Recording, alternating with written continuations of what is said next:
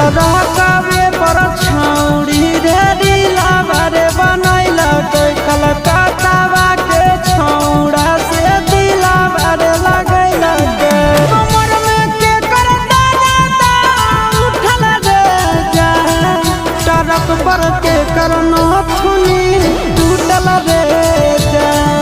टरक पर के करनो थुनी टूटल रे जा टरक पर के करनो थुनी